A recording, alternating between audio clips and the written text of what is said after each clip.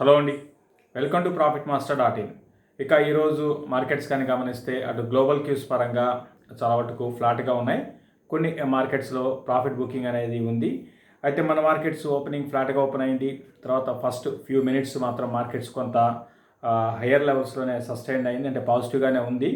But second half నుంచి మార్కెట్స్లో బాగా సెల్లింగ్ అనేది రావడం చూసాము. ప్రధానంగా మార్కెట్స్లో ఈరోజు సెల్లింగ్కి బ్యాంక్స్ అని చెప్పొచ్చు. లాస్ట్ కొన్ని రోజులుగా ఏవైతే బ్యాంక్స్ బాగా చాలా స్ట్రాంగ్గా పెరిగాయో ఈరోజు దానికి ఆపోజిట్గా బ్యాంకింగ్ స్టాక్స్ బాగా నష్టాల్లోకి వెళ్ళాయి. మరీ ముఖ్యంగా హెచ్డిఎఫ్సి బ్యాంక్, అంటే దానికి వెయిటేజ్ ఎక్కువ ఉంది కాబట్టి, రిలయన్స్ తర్వాత హైయెస్ట్ వెయిటేజ్ ఎక్కువ ఉంది కాబట్టి అది బాగా ఈరోజు కరెక్ట్ కావడం చూసాము. ఓవరాల్గా నిఫ్టీ పరంగా చూస్తే 12,771 దగ్గర క్లోజ్ అయింది, -166 పాయింట్స్ అనమాట. జస్ట్ మనకి ఈ మంత్ మొదట్లో నిఫ్టీ 11,600 ఆ రేంజ్లో ఉండేది. అక్కడి నుంచి కూడా భారీగా పెరిగింది, చాలా ఓవర్ బాట్లో ఉంది. కొంత ప్రాఫిట్ బుకింగ్ అనేది నిఫ్టీ లెవెల్లో వచ్చింది. దీంతోపాటు ఈవెన్ గ్లోబల్గా కూడా మనకి చూస్తే కొంచెం సెల్లింగ్ అనేది గ్లోబల్ మార్కెట్స్లో కనపడింది. ఇక ఈరోజు డే లోస్ దగ్గరే నిఫ్టీ క్లోజ్ అయ్యని చెప్పొచ్చు. ఎందుకంటే ఈరోజు హై గమనిస్తే నిఫ్టీ క్యాష్లో 12,963 అనమాట. అదేవిధంగా లో కానీ గమనిస్తే 12,745, అంటే ఓవరాల్గా 11 కాదు 12,000, ఓవరాల్గా 12,771 దగ్గర నిఫ్టీ క్లోజ్ అయింది. ఇక నిఫ్టీ బ్యాంక్ అని గమనిస్తే ఇది కూడా దాదాపు లోస్ దగ్గరే క్లోజ్ అయింది. 28,819లో 28,900 దగ్గర బ్యాంక్ నిఫ్టీ అనేది క్లోజ్ కావడం చూస్తున్నాము. ఓవరాల్గా 2.8% బ్యాంక్ నిఫ్టీలో పర్సంటేజ్ పరంగా కరెక్ట్ అయింది. పాజిటివ్గా ఉన్న స్టాక్స్లో పవర్ గ్రిడ్ 2.4%, ఐటీసీ కొంచెం ఈరోజు బాగా లో నుంచి చాలా బాగా పెరిగిందండి. ఐటీసీ చాలా స్ట్రాంగ్గా పెరిగిందని చెప్పొచ్చు. అంటే లోకి హైకి చాలా డిఫరెన్స్ అనేది ఐటీసీలో మనకి కనపడింది. ఇక ఎన్టీపీసీ లాంటి స్టాక్స్ పాజిటివ్గా ఉన్నాయి. ఇక టాప్ లూజర్ విషయానికి వస్తే నేను నిఫ్టీలో ఎస్బీఐ 239 రూపీస్ దగ్గర మనకి క్లోజ్ కావడం చూస్తున్నాము, -5%. అదేవిధంగా కోల్ ఇండియా, యాక్సిస్ బ్యాంక్ లాంటి స్టాక్స్ ఈరోజు 4% పైన నష్టాల్లోకి ఉన్నాయి. ఇక స్టాక్ ఆఫ్ ది డే చెప్పాలంటే టాటా కెమికల్స్ +8% అనేది పెరిగింది. 353 రూపీస్ దగ్గర టాటా కెమికల్స్ క్లోజ్ అయింది. చాలా వరకు ఈరోజు అంటే అడ్వాన్స్ డిక్లైన్ రేషియో కానీ గమనిస్తే మార్కెట్ ఇంత పడినప్పుడు బాగా డిక్లైన్స్ ఎక్కువ ఉండాలి. బట్ అడ్వాన్సెస్ ఈరోజు అంటే ఓవరాల్గా డిక్లైన్స్ ఎక్కువ ఉన్నాయి. అయితే అడ్వాన్సెస్ కూడా పర్లేదు, 672 అడ్వాన్సెస్ ఉన్నాయి, 873 డిక్లైన్స్ ఉన్నాయి. అయితే ఈ మీడియం స్మాల్ క్యాప్లో చాలా స్టాక్స్ అనమాట, అంటే ఫండమెంటల్గా నిన్న కూడా అనుకున్నాం అటువంటి స్టాక్స్ అన్నింటిలో కూడా ర్యాలీ అనేది వస్తుంది. అంటే ఫైనల్ లెగ్, అంటే ఫస్ట్ ఎట్లా ఉంటుందంటే మార్కెట్స్ ఫస్ట్ ఇనిషియల్గా ఇండెక్స్ స్టాక్స్ పెరుగుతాయి, తర్వాత లార్జ్ క్యాప్ స్టాక్స్ పెరుగుతాయి, తర్వాత మిడ్ క్యాప్ స్టాక్స్ పెరుగుతాయి, తర్వాత స్మాల్ క్యాప్ స్టాక్స్ పెరుగుతాయి, తర్వాత మైక్రో క్యాప్, తర్వాత ఈ విధంగా ఫండమెంటల్ లేని ఫైనల్ లెగ్ ర్యాలీలో నిఫ్టీలో మార్కెట్స్లో ఈ చిన్న స్టాక్స్ అన్నీ కూడా ఇవన్నీ స్పెక్యులేషన్లో భాగంగా, స్పెక్యులేషన్ అంతా ఏం లేదంటే డబ్బులు లిక్విడిటీ అనేది మార్కెట్లోకి వస్తున్నంతసేపు ఏమవుతుందంటే ఏదో ఒక స్టాక్ని చేంజ్ చేయాల్సి ఉంటుంది, తర్వాత చేంజ్ చేస్తారు, తర్వాత న్యూస్ అనేది వస్తుంటుంది ఆ స్టాక్ సంబంధించి. సో ఇటువంటివన్నీ ఉంటాయి. దానిలో భాగంగా ఈ స్టాక్స్ అన్నీ కూడా మెజారిటీ స్టాక్స్ పెరుగుతున్నాయి, అంటే చిన్న స్టాక్స్ అన్నీ కూడా పెరుగుతున్నాయి. సో రోజు చెప్పేదే ఆ స్టాక్స్ పట్ల చాలా జాగ్రత్తగా ఉండండి. ఇంకా వాటి గురించి మళ్ళీ మనం చెప్పడానికి ఏం లేదు. ఇంతకుముందు నేను చెప్పినట్టుగా చాలా స్టాక్స్ ఈవెన్ రిజల్ట్ బాగా అనౌన్స్ చేయలేని కంపెనీస్ కూడా భారీగా పెరుగుతున్నాయి. ఎందుకు అంటే ఓన్లీ లిక్విడిటీ కారణంగా. సో ఇది ఓవరాల్గా మార్కెట్స్ బ్రీఫ్గా. ఇక F&Oలో కానీ గమనిస్తే ఇన్ని రోజులు మనం చూసాము వన్ సైడెడ్గా మనకి F&O ట్రెండ్ అనేది ఉంది ఫ్యూచర్స్లో. అయితే ఇక్కడి నుంచి ఏంటంటే మారింది ట్రెండ్ పరంగా. అటు ఇన్ని రోజులు ఎక్కువ లాంగ్స్ బిల్డ్ కావడం చూస్తున్నాము, ఆ షార్ట్ కవరింగ్ చూస్తున్నాం అనమాట. ప్రస్తుతానికి ట్రెండ్ అనేది కొంచెం మారింది, మిక్స్డ్గా ఉంది. లాంగ్స్ బిల్డ్ అవుతున్న స్టాక్స్లో టాటా కెమికల్స్, ఎంఆర్ఎఫ్, ఐటీసీ లాంటి స్టాక్స్లో లాంగ్స్ అనేది బిల్డ్ అయినాయి. మనకు అందరూ తెలిసిందే ఈ టైర్ కంపెనీస్ బ్రహ్మాండంగా పెరుగుతున్నాయండి, బాగా పెరిగే ఇంకా పెరుగుతున్నాయి. చాలా ఎంఆర్ఎఫ్ కూడా నాన్ స్టాప్ ర్యాలీ అనేది ఎంఆర్ఎఫ్లో చూస్తున్నాము. తర్వాత లాంగ్ అండ్ వైండింగ్ అని గమనిస్తే RBL bank, PNB, bank of Baroda, idea, అంటే ఎక్కువగా బ్యాంక్స్లో బాగా ప్రాఫిట్ బుకింగ్ అనేది మనకి అర్థం చేసుకోవచ్చు. లాంగ్ అండ్ వైండింగ్ అంటే ప్రాఫిట్ బుకింగ్ అనమాట. తర్వాత షార్ట్ కవరింగ్ అని గమనిస్తే ఎంజీఎల్, బిహెచ్ఎల్, వోల్టాస్, బాటా ఇవన్నీ కూడా షార్ట్ కవరింగ్తో పెరిగాయి. ఇంకా షార్ట్స్ బిల్డ్ అయిన స్టాక్స్లో కానీ గమనిస్తే ఎల్ఐసి హౌసింగ్ ఫైనాన్స్, శ్రీరామ్ ట్రాన్స్, తర్వాత ఇండస్ఇండ్ బ్యాంక్, ఏషియన్ పెయింట్స్ లాంటి స్టాక్స్ షార్ట్స్ బాగా బిల్డ్ అయినాయి.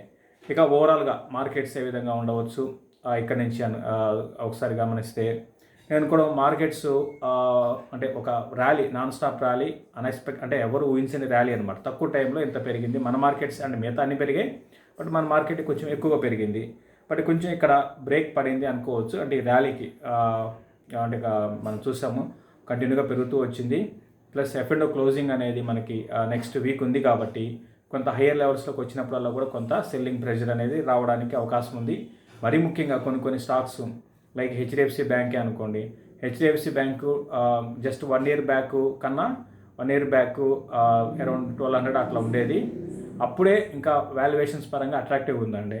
ఇప్పుడు చూస్తే వాల్యుయేషన్స్ పరంగా చాలా ఎక్స్పెన్సివ్. నేను HDFC బ్యాంక్నే ప్రతి డిప్లో కూడా కొనుక్కోవడం నేనే చెప్తూ ఉంటాను.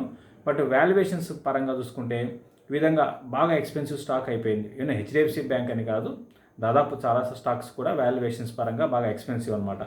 ఆబ్వియస్గా ఏంటంటే ఎవరైనా ఫండ్ మేనేజర్స్ కానివ్వండి, FIs కానివ్వండి, ఏంటంటే ఎవరు వాల్యుయేషన్స్ కొంచెం ఎక్స్పెన్సివ్ అయినప్పుడు దాంట్లో కొంచెం ప్రాఫిట్ బుకింగ్ అనేది మనం చూస్తూ ఉంటాం.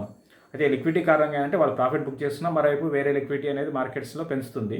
బట్ ఓవరాల్గా కొంచెం లిక్విడిటీ తగ్గితే ఈ స్టాక్స్ ఏవైతే వాల్యుయేషన్స్లో బాగా ఎక్స్పెన్సివ్ ఉన్న స్టాక్స్ అన్నింటిలో కూడా ప్రాఫిట్ బుకింగ్ అనేది రావడానికి అవకాశం ఉంటుంది. నా ఉద్దేశం ప్రకారం నిఫ్టీ పరంగా ఇక్కడ నుంచి రెసిస్టెన్స్ గమనిస్తే నేను అనుకోవడము 12,820, 840 అనేది నిఫ్టీకి రెసిస్టెన్స్ అనేది ఫేస్ చేయొచ్చు. అయితే అది దాటి వెళ్ళవచ్చు, అది ఇమీడియట్ రెసిస్టెన్స్ అనమాట. ఓవరాల్గా అయితే మాత్రం నేను అనుకోవడము నిఫ్టీకి ఇంతకుముందు అనుకున్నట్టుగా 1300 దాకా నిఫ్టీ, 1350 ఆ లెవెల్లో నిఫ్టీ, 13,050 ఆ లెవెల్లో నిఫ్టీ రెసిస్టెన్స్ ఫేస్ చేయొచ్చు. ఇమీడియట్గా అయితే 12,840, 850 ఆ లెవెల్స్లో నిఫ్టీ రెసిస్టెన్స్ అనేది ఫేస్ చేయడానికి అవకాశం ఉంది. ఇది నిఫ్టీకి సంబంధించి. ఇక బ్యాంక్ నిఫ్టీ అయితే నేను బ్యాంక్ నిఫ్టీ గురించి లెవెల్స్ చెప్పలేనండి, ఎందుకంటే ఇది అబ్నార్మల్ మూవ్స్ అనేది బ్యాంక్ నిఫ్టీలో కనపడుతున్నాయి. బట్ ఓవరాల్గా బ్యాంక్ నిఫ్టీ అనేది ఒక సెల్లింగ్ జోన్లోకి వచ్చింది. అంటే ఒక స్ట్రాంగ్ ర్యాలీ తర్వాత ఒక సెల్లింగ్ జోన్లోకి, ఇమీడియట్గా సెల్లింగ్ జోన్లోకి వచ్చింది. కొంచెం హయ్యర్ లెవెల్స్లో బ్యాంక్ నిఫ్టీలో సెల్లింగ్ అంటే హయ్యర్ లెవెల్స్కి వచ్చినప్పుడల్లా కూడా కొంచెం వీక్గానే ఉండొచ్చు. అది ఫ్యూ డేస్కి. ఓవరాల్గా కన్సాలిడేషన్లో ఉండొచ్చు అండి బ్యాంక్ నిఫ్టీ. అంటే భారీగా పడుతుందని కూడా చెప్పలేము, బట్ ఇవన్నీ కూడా గ్లోబల్ క్యూస్ మీద ఆధారపడి ఉంటాయి. ఇది ఓవరాల్గా నిఫ్టీకి సంబంధించి. తర్వాత మనకి చాలా అంటే కింద మెసేజ్లో అడుగుతున్న స్టాక్స్ గురించి మనం రెగ్యులర్ చెప్పుకుంటాం కదా. అందులో భాగంగా ఈరోజు ఇన్ఫో ఎడ్జ్ గురించి అడిగారండి. ఇన్ఫో ఎడ్జ్ కానీ గమనిస్తే ఇది 3834 దగ్గర ప్రస్తుతానికి ఉంది. ఇన్ఫో ఎడ్జ్ అంటే అందరికి తెలిసిందే, నౌకరీ కానివ్వండి, ఈ కామర్స్ బిజినెస్లో ఉన్న కంపెనీస్లో మన ఇండియాలో లిస్టెడ్ కంపెనీస్ చాలా తక్కువ ఉన్నాయంటే అసలు పెద్దగా లేవనే చెప్పాలి. లిమిటెడ్ కంపెనీస్ ఉన్నాయి. అందులో ఇన్ఫో ఎడ్జ్ అనేది అంటే ఫండమెంటల్స్ దీంట్లో చూడాల్సిన విధానం వేరే విధంగా ఉంటుందండి. ఇది కూడా ఇంతకుముందు అనుకున్నట్టుగా ఈ స్టాక్ కూడా బాగా వాల్యుయేషన్స్ పరంగా బాగా ఎక్స్పెన్సివ్ అనమాట. కాకపోతే ఏంటంటే వీళ్ళ ఉన్న బిజినెస్ కానివ్వండి, వీళ్ళ బిజినెస్ మోడల్ కానివ్వండి, ఇది కూడా ఏంటంటే మనం చూసే విధానం ఒక 2-3 ఏళ్ళ ఉద్దేశము, 4-5 ఏళ్ళ ఉద్దేశంతో చూడాల్సి ఉంటుంది. ఆ విధంగా చూస్తే మాత్రం డెఫినెట్గా ఈ స్టాకు ఒక ఇన్వెస్ట్మెంట్కి ప్రతి ఒక్కరు కూడా కన్సిడర్ చేయొచ్చు అండి, పోర్ట్ఫోలియోలో యాడ్ చేసుకోవచ్చు. అయితే ప్రైస్ ఒకటే కొంచెం వర్రింగ్గా ఉంది. అంటే ప్రైస్ అంటే బాగా పెరిగిందండి ఈ మధ్య, అసలు ఏమాత్రం కరెక్షన్ లేకుండా ఈ స్టాక్ బాగా పెరిగింది. ఈరోజే కొంచెం 3.5% అంత కరెక్ట్ అయ్యి 3834 దగ్గర ఉంది. కాబట్టి దీన్ని కరెక్షన్స్లో కొనుక్కోండి. ఇంతకుముందు నేను చెప్పినట్టుగా నౌకరీ కానివ్వండి, 99 acres, జీవన్ సాథి, ఇటువంటివి ఇవన్నీ కూడా పోర్టల్స్ ఉన్నాయి. ఇది ఒకటి. ఇంకొకటి మెయిన్ ఈ స్టాక్ని కొనుక్కోవచ్చు అని చెప్పడానికి అసలు మెయిన్ రీజన్ ఏంటంటే వీళ్ళు స్ట్రాటజిక్గా ఇన్వెస్ట్ చేస్తుంటారండి. ఈ ఎవరైతే టాప్ మేనేజ్మెంట్ ఉందో, అంటే ఈ ప్రమోటర్ ఎవరైతే ఉన్నారో చాలా ఇన్నోవేటివ్ అనమాట. వీళ్ళు ఏం చేస్తుంటారంటే కొత్త ఏదైతే ప్రాజెక్ట్స్ ఉంటాయో టెక్నాలజీ పరంగా కానివ్వండి, ఇన్నోవేటివ్ టెక్నాలజీ స్టార్టప్స్లో కానీ ఇట్లా ఇన్వెస్ట్ చేస్తూ ఉంటారు. అందరికి తెలిసింది జొమాటోలో వీళ్ళకి 27% స్టేక్ ఉందన్నమాట.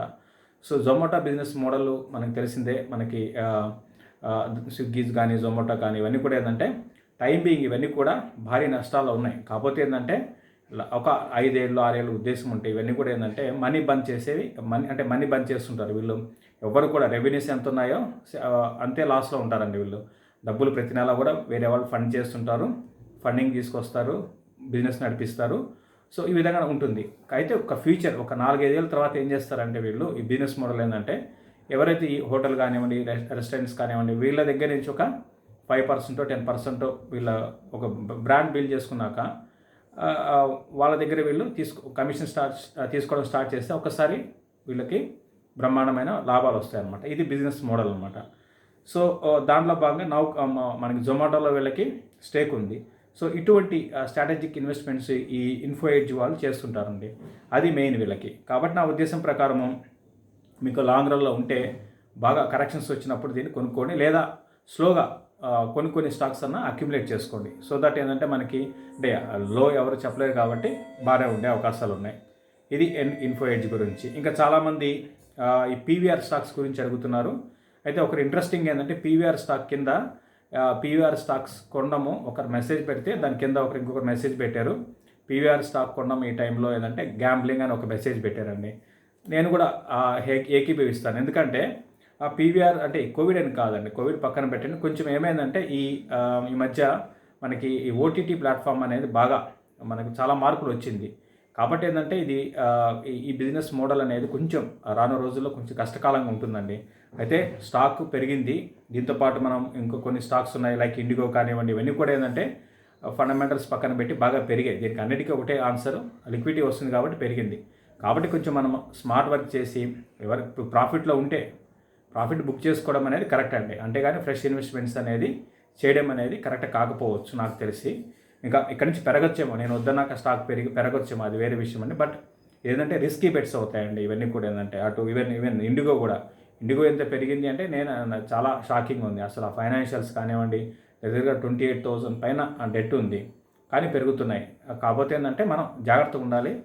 ఇటువంటి స్టాక్స్లో జాగ్రత్తగా ఉండాలండి. ఇటువంటి స్టాక్స్లో మనం ప్రాఫిట్స్ ఉంటే ప్రాఫిట్ బుక్ చేసుకోవాలి, కొత్తగా ఇన్వెస్ట్మెంట్స్కి దూరంగా ఉండాలండి. పీవీఆర్ కానివ్వండి, ఇండిగో కానివ్వండి, ఇటువంటి స్టాక్స్కి మాత్రం దూరంగా ఉండమని చెప్తాను. ఇది క్లోజింగ్ రిపోర్ట్ అండి. ఇక మళ్ళీ మార్నింగ్ మార్కెట్స్లో కలుద్దాం. చూస్తున్న ప్రతి ఒక్కరు కూడా షేర్ చేయండి, అదేవిధంగా లైక్ చేయమని చెప్తాను. కొత్తగా ఎవరైనా చూస్తే ప్రాఫిట్ మాస్టర్ యూట్యూబ్ ఛానల్కి సబ్స్క్రైబ్ చేసుకోమని చెప్తాను. తర్వాత మన ఈ దివాళీ రికమెండేషన్స్ గురించి చాలామంది తీసుకుంటున్నారండి. అయితే అందరూ కూడా ఓన్లీ కరెక్షన్స్లో మాత్రమే ఇన్వెస్ట్ చేయండి, ఒకటేసారి ఇన్వెస్ట్ చేయకండి, ఒకే స్టాక్లో ఇన్వెస్ట్ చేయకండి. అది ఎప్పుడు కూడా కరెక్ట్ కాదు. అన్నీ కూడా మంచి స్టాక్సే. అయితే మార్కెట్స్లో ఈ విధంగా కరెక్షన్స్ వస్తాయండి. మార్కెట్స్ పెరిగిన విధానం అనేది కొంచెం వర్రీయింగ్ ఉంది. కాబట్టి మార్కెట్ కరెక్షన్స్లో మాత్రమే ఇన్వెస్ట్ చేయమని చెప్తానండి. థ్యాంక్ యూ అండి.